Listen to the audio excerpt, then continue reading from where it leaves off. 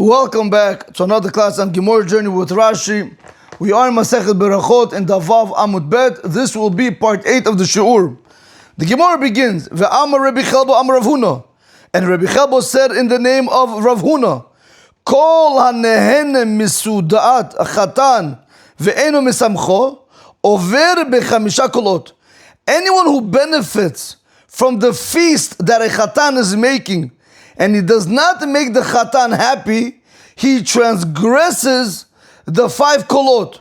Shenemar, like the pasuk says, Kol sason ve'kol simcha, kol CHATAN ve'kol kala, kol omrim hodu et Hashem tzevaot.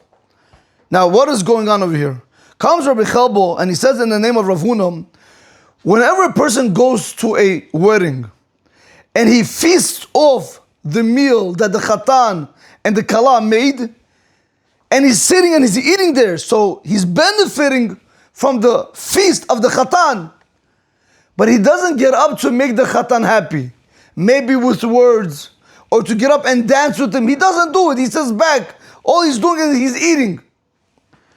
Comes Rabbi Chelbo and he says in the name of Rav Huna, you should know you are transgressing the 5 kolot. The kol sason, kol simcha, kol CHATAN, kol kala, kol omrim hodet Hashem tzavot. You see over here you have 5. 1, 2, 3, 4, 5. 5 kolot. Now we have to understand, what does it mean? He transgressed. What did he do wrong? All a person comes to the wedding, he's sitting and he's eating. He's having a good time. Yes, he's benefiting from the meal that the CHATAN made. But just because I don't want to get up and dance with him, or I don't want to give him a nice or a good few words to encourage him that the marriage is beautiful and the hall is beautiful, to say positive words. What? For that I transgressed 5 kolot? Comes Rabbi Chelbo and says in the name of Rav Huna, yes. But we have to understand, what do you mean you transgressed? What avera did you actually do?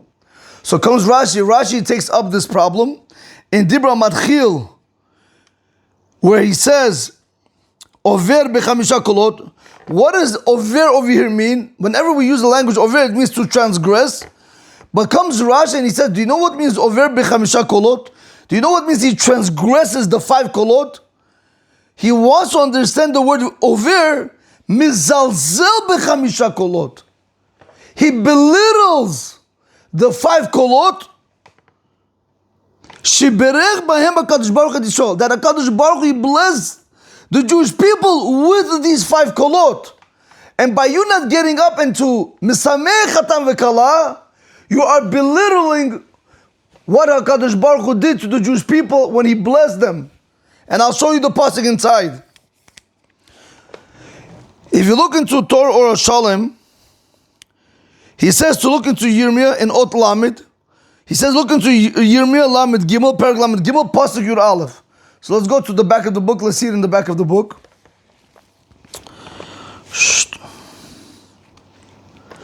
Okay. Before we're going to know this, we have to know that there's a previous pasuk we also have to know. Let me get that pasuk, 1 second.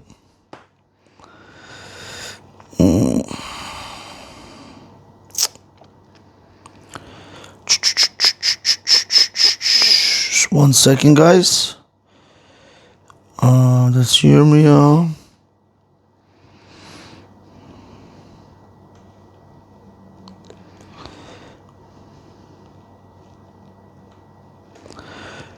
Okay, that's we know. 1 second. Okay, Rabbi Chelbo. Okay.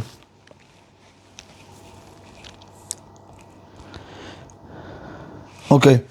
Because the thing is, what I want to show you over here, in Yirmiyah, I have it on page Yud Gimel, in Perek Lamed Gimel, in Pasuk Yud Aleph, it says where Kol Sason, Kol Simcha, Kol CHATAN, Kol Kala, Kol Omrim Hodu et Hashem Tzvaot, Ki Tov Hashem, Ki L'olam Chasdo, Mivi'im Todah Beit Hashem, Ki Yashiv et Shuvat HaAretz, Kabarishuna Amar Hashem. Now, that is the whole pasuk, but we're going to need only this, but I'll read the whole pasuk for us now.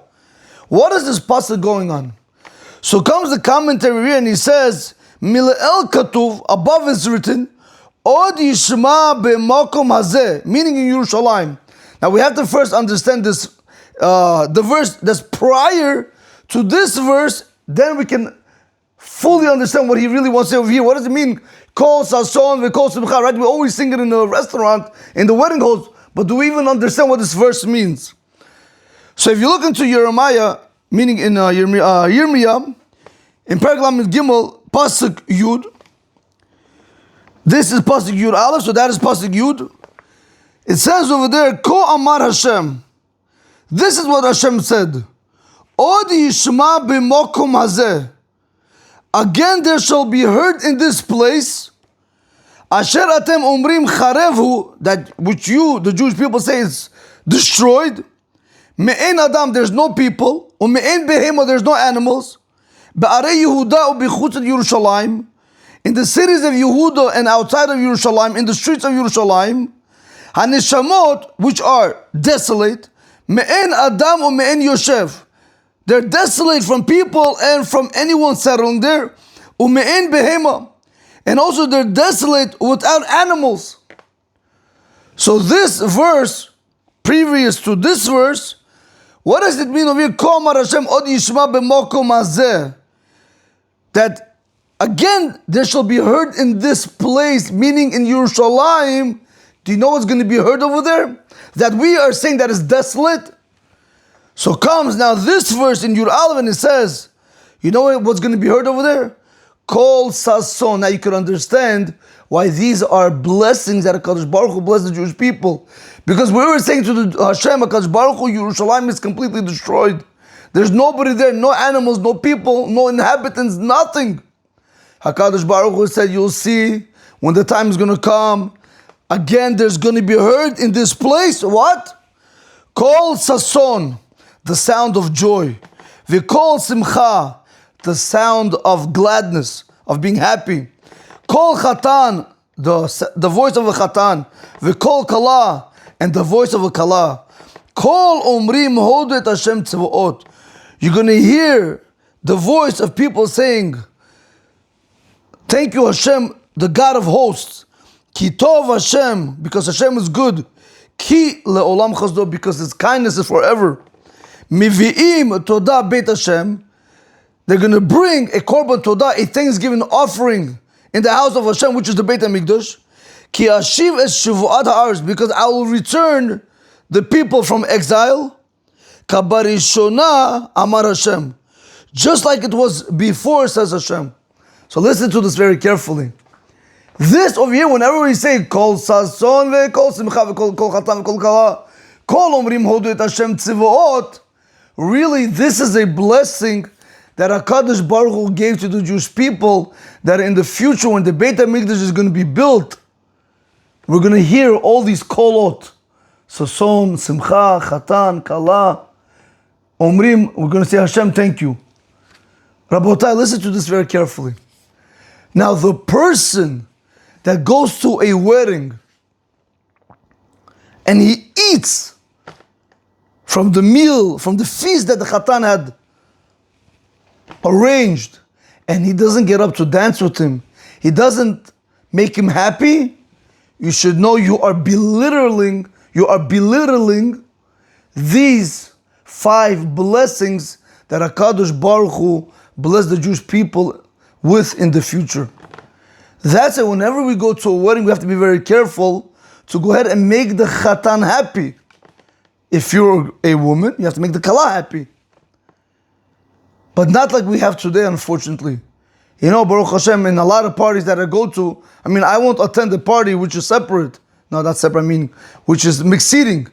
Even though it's separate dancing, but if it's mixed seating, I won't attend the party. So a lot of times when people want to invite me, what do? They have to make everything separate. So when I do go, one of the hardest things over there is to do is, number one, you have to guard the mechitza, that nobody's going to take it down. You're like a policeman over there. But number two is, you have to convince other people to get up and dance with the chatan.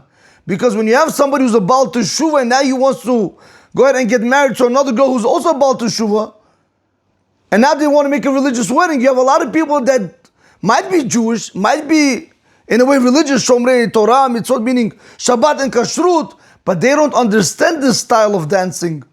So they sit back. To these people, Rabotai, we say, you are belittling the 5 blessings that HaKadosh Baruch Hu bless the Jewish people with in the future. That's why each and every one of us has an obligation to get up and dance. But what do we do a lot of the time? At least 40%, maybe even 60% stay back because they cannot go ahead and dance with the Chatan because it's not their type of style. Rabotai, this Sameh Chatan and Kala does not apply by a mixed wedding. Absolutely not. If it's a mixed wedding, where there's mixed dancing, there's no Sameh Chatan v'Kala over there that you have. There's no mitzvah to even be there. The only thing that you are Sameh, the only one that you're making happy is the angel of death. So a person has to be very careful, Rabotai, to Sameh Chatan v'Kala in its proper situation where it's separate dancing and not Chas v'Shalom mixed dancing. Okay. Now, let's go back into the commentary and let's continue understanding the commentary when he breaks down this whole pasuk. So, Mil'el katuv od yishma b'makom hazeh, meaning in Yerushalayim. Again, there's going to be heard in this place, kol sason, like we just said, v'kol simcha, kol chatan. So, what does it mean, kol chatan? So, the commentary comes and he says, kol simchat chatan v'kala. The voice of happiness of the Chatan and Kala. What does it mean when he said over here, Ki le'olam chasdo, that Hashem kindness is forever? Ki ad olam yaseh chesed. Hashem is going to do kindness with the Jewish people forever. When we said over here, Mivi'im todah beit Hashem, that then we're going to bring a korban todah, a thanksgiving offering in the house of Hashem, what does it mean? So he says, Vehema yihu mivinim korban todah bebeit Hashem, habalanes, and they are going to bring the korban todah, the thanksgiving offering, in the house of Hashem, which is the Beit HaMikdash. And this korban todah that is coming, for what is it coming? Habalanes, on a miracle that happened to a person. It's like what we have today is sudaat hoda'ah.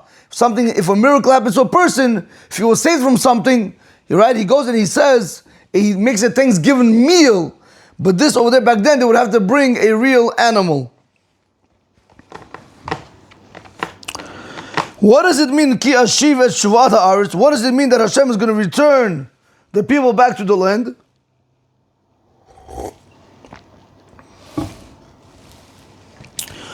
So he says, Ki ashiv la'aretz et bnei hashevi. I'm going to return to the land of Israel the children that were captured, shehalchu begolah, that went to exile, meaning the ones that were exiled, shehiyu betovah ki bershonah, they should have goodness again as it was before the Beit HaMikdash was destroyed. Okay. Now that we have that one pasuk, now we're able to understand this. So let's go back into the Gemara and let's do it one more time. And Rabbi Chelba said in the name of Rav Huna, Kol hanehene misu'udat chatan, anyone who benefits from the feast of a chatan, ve'eno misamecho, and you do not gladden the chatan, you don't make him happy, over bechamisha kolot, like Rashi wanted to explain, you belittle the 5 kolot. Shenemar, like the pasuk says, Kol sason, the sound of joy. V'kol simcha, the sound of happiness. Kol chatan, the voice of a chatan. V'kol kala, and the voice of a kala. Kol omrim hodu et Hashem tzavot, the voice that's going to say, thank you Hashem, the God of all hosts.